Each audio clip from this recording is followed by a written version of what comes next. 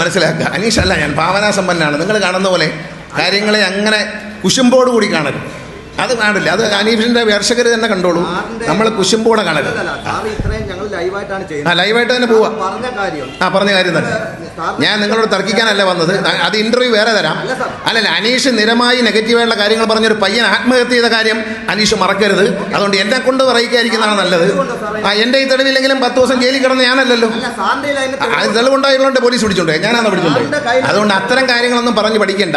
ഇതൊരു സ്കൂൾ അടിച്ചു വരുത്തിയിട്ടുണ്ട്. തിരിച്ച് ടൗണിലേക്ക് തന്നെ കൊണ്ടുവരും. പ്രസിഡന്റ് കാണിച്ച സ്ഥലത്തേക്ക് തന്നെ കൊണ്ടുവരാൻ വേണ്ടിയുള്ള നിർദ്ദേശം. ഒരു സൗകര്യപ്രദമായ സ്ഥലം കണ്ടുപിടിച്ചു എന്നാണ് പ്രസിഡന്റ് പറഞ്ഞത്. ഞാനത് കണ്ടില്ല. അവിടേക്ക് മാറ്റാം എന്ന് ചെയർമാൻ സമ്മതിച്ചിട്ടുണ്ട്. അപ്പോൾ അതിനെപ്പറ്റി ഇനി ആശങ്ക വേണ്ട. പക്ഷേ നിങ്ങൾ ഈ അനീഷും നിങ്ങൾ ചാനലുകാർ ഈ നെഗറ്റീവായിട്ട് നിൽക്കരുത്. കാരണം കുറ്റം കണ്ടുപിടിക്കാൻ ഏത് അലവലാതിക്കും പറ്റും. നല്ലത് പറഞ്ഞു കൊടുക്കാൻ ബുദ്ധിയുള്ളവന് മാത്രമേ പറ്റൂ. നന്മയുള്ളവന് മാത്രമേ നല്ലത് പറയാൻ പറ്റൂ. കുറ്റം ഏത് അലവലാതിക്കും കണ്ടുപിടിക്കാം എന്ന് പറയില്ലേ. അതുകൊണ്ട് അങ്ങനെ ആവരുത്. 2 അനിയന്മാരോടും ഞാൻ സ്നേഹത്തോടെ ഉപദേശിക്കുകയാണ്. നമ്മൾ നെഗറ്റീവായി പറഞ്ഞുകൊണ്ട് നന്നാക്കാം നാടെന്ന് വിചാരിക്കരുത്. ഇപ്പം ഒരാളുടെ മൃതദേഹം നമ്മൾ ദൗർഭാഗ്യവശാൽ കുളത്തിൽ കണ്ടു. കുളത്തിൽ അത് കണ്ടാണ് MLA എന്താ വൃത്തിയാക്കുക? MLAയുടെ ജോലിയാണോ ദേവസ്വം ബോർഡിൻ്റെ കുളം നന്നാക്കുന്നത്? അല്ലല്ലോ. MLAയുടെ ജോലിയാണോ ദേവസ്വം ബോർഡ്? അല്ല.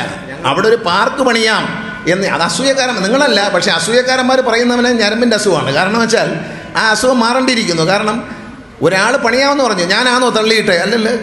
ഞാൻ അമ്പലത്തിന് അവിടെ കുളം വൃത്തിയാക്കാൻ ആരെങ്കിലും ആഗ്രഹിച്ചാണോ? പഞ്ചായത്ത് വാർഡ് മെമ്പർ പോലും ആലോചിച്ചിട്ടില്ല. കാട് പിടിച്ച് കിടക്കായിരുന്നു. ഞാൻ പറഞ്ഞ് ഒരു നടക്കാനൊക്കെ പട്ടാഴിക്കാർക്ക് ഒന്ന് നടക്കാനും വിശ്രമിക്കാനും വൈകിട്ടൊന്ന് പോയിരിക്കാനും ഒക്കെ ആയിട്ട് ഒരു പാർക്ക് പോലെ ചെയ്യാൻ നോക്കിയാൽ വേറെ സ്ഥലമൊന്നുമില്ല. നോക്കിയപ്പോൾ കുളമേ ഉള്ളൂ. അങ്ങനെ കുളത്തിനോടെ പോയി കണ്ട് ഞാൻ തന്നെ എനിക്ക് ഒഴിച്ച് കിടക്കും. ഞാൻ വാക്ക് പറഞ്ഞ് ഏതെങ്കിലും കാര്യം പാലിക്കാതിരുന്നിട്ടുണ്ടോ? ഈ ഫേസ്ബുക്കിൽ എഴുതുന്ന അലവലാദികൾ ആലോചിക്കണം. ഈ ഫേസ്ബുക്കൊന്നും ഞാൻ കാണാറില്ല. എനിക്ക് ഫേസ്ബുക്കിൽ ഒരു തേങ്ങയുമില്ല. പക്ഷേ ഒരു കാര്യം ആലോചിക്കണം. വീട്ടിൽ ഇരുന്ന് ഫാനിൻ്റെ അടിയിൽ ഇരുന്ന് ചുമ്മാ ഇരുന്ന് AC ഒക്കെ ഇട്ട് മുറിക്കാതിരുന്ന് അടിക്കുന്നതൊക്കെ പണിയല്ല MLAയുടെ പണി എന്ന് പറയുന്നത്. നല്ല പണിയുണ്ട്. അപ്പോൾ ആ പണിയിൽ പറഞ്ഞ ഒരു വാക്കും പാലിക്കാതിരുന്നിട്ടില്ല. ഏതാ ഇന്ന് ഫർണിച്ചർ കൊടുക്കുന്നത് പറഞ്ഞ വാക്ക് തന്നെയാണ്, പാലിച്ചു. ചെറുതും വലുതുമായ പറഞ്ഞ എല്ലാ കാര്യവും സാധിച്ചിട്ടുണ്ട്. ഇപ്പോൾ പട്ടാഴി വാർഡിൽ എന്തൊക്കെ കൊടുക്കണം, വടക്കേക്കര എന്തൊക്കെ ചോദിച്ചാണ്, കാണാതെ പറയുകയാണ് ഞാൻ. അത് കൊടുക്കും. ഈ പറഞ്ഞ കാര്യങ്ങളെല്ലാം, ആവശ്യപ്പെട്ട കാര്യങ്ങളെല്ലാം കൊടുക്കാൻ പോകുന്ന കാര്യം തന്നെയാണ് പറഞ്ഞത്. അപ്പോൾ അത് കേട്ടിട്ട് ഇയാൾ അങ്ങ് അമ്പലക്കുളത്തിലെ ആൾ വീണത് ഇപ്പം നവീകരിച്ചാലും വീഴാം.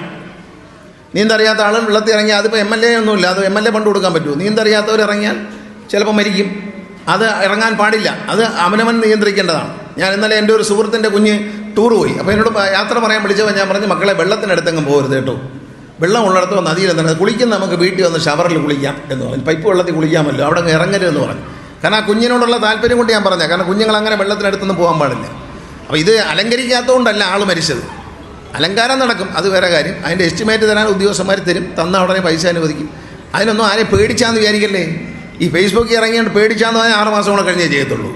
അങ്ങനെ പേടിച്ചാന്ന് ഇറങ്ങി തോന്നുന്നുണ്ടെങ്കിൽ 6 മാസം കഴിഞ്ഞ് ചെയ്യാം.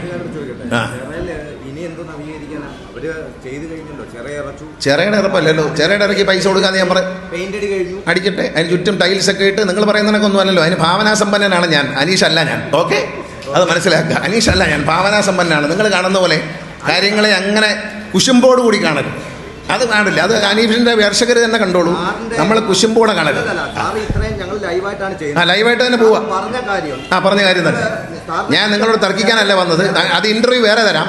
അല്ലല്ല, അനീഷ് നിരമായി നെഗറ്റീവായുള്ള കാര്യങ്ങൾ പറഞ്ഞൊരു പയ്യൻ ആത്മഹത്യ ചെയ്ത കാര്യം അനീഷ് മറക്കരുത്. അതുകൊണ്ട് എന്നെ കൊണ്ട് പറയിക്കാതിരിക്കുന്നതാണ് നല്ലത്. എന്റെ ഈ തെളിവില്ലെങ്കിലും 10 ദിവസം ജയിലിൽ കിടന്ന് ഞാനല്ലല്ലോ. അത് തെളിവുണ്ടായതുകൊണ്ട് പോലീസ് പിടിച്ചോണ്ടേ, ഞാനാണ് പിടിച്ചോണ്ടേ. അതുകൊണ്ട് അത്തരം കാര്യങ്ങളൊന്നും പറഞ്ഞ് പഠിക്കേണ്ട. ഇതൊരു സ്കൂളാണ്. സ്കൂളിലെ കുഞ്ഞുങ്ങളുടെ പരിപാടിയിൽ അത്തരം കാര്യങ്ങൾ പറഞ്ഞ് പഠിക്കേണ്ട. അത് അങ്ങ് കൈവച്ചിരുന്നാൽ മതി. പറഞ്ഞാൽ പല കാര്യവും പറയാനുണ്ട്. അതുകൊണ്ട് ആവശ്യമില്ലാത്ത കാര്യം ചോദിക്കേണ്ട.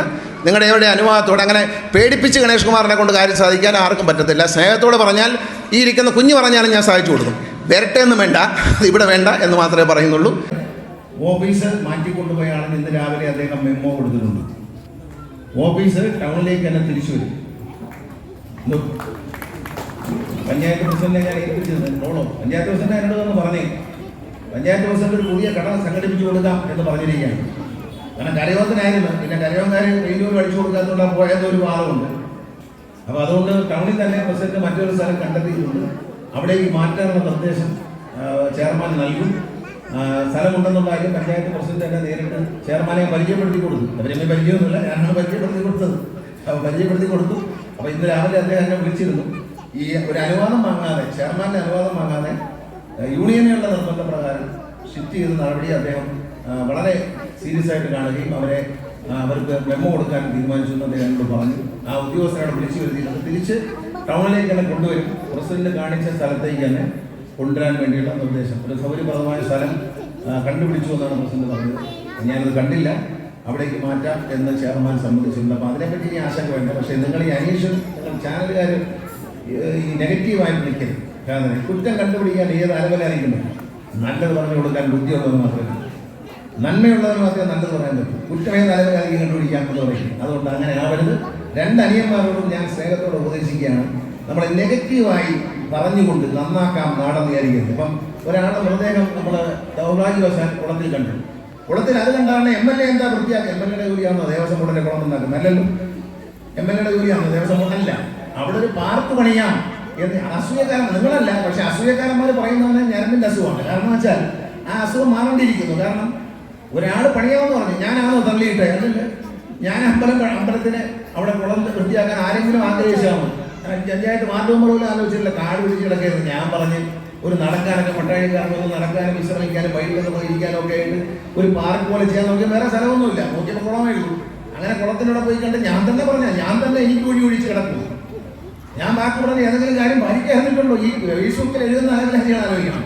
ഈ ഫേസ്ബുക്കൊന്നും ഞാൻ കാണാതെ എനിക്ക് ഫേസ്ബുക്കിൽ ഒരു തേങ്ങയില്ല. പക്ഷേ ഒരു കാര്യം അറിയണം, വീട്ടിൽ ഇരുന്ന് ഫാനിൻ്റെ അടിയിൽ ഇരുന്ന് ചുമ്മാ ഇരുന്ന് AC ഒക്കെ ഇട്ട് മുറിക്കാതിരുന്ന് അടിക്കുന്നതൊക്കെ പണിയല്ല. MLA പണി നല്ല പണിയുണ്ട്. അപ്പോൾ ആ പണിയിൽ പറഞ്ഞ ഒരു വാക്കും പാലിക്കാതിരുന്നിട്ടില്ല. ഏതാ ഇന്ന് ഫർണിച്ചർ കൊടുക്കുന്നതും പറഞ്ഞ വാക്കുകൾ പാലിച്ചു. ചെറുതും വലുതുമായ പറഞ്ഞ എല്ലാ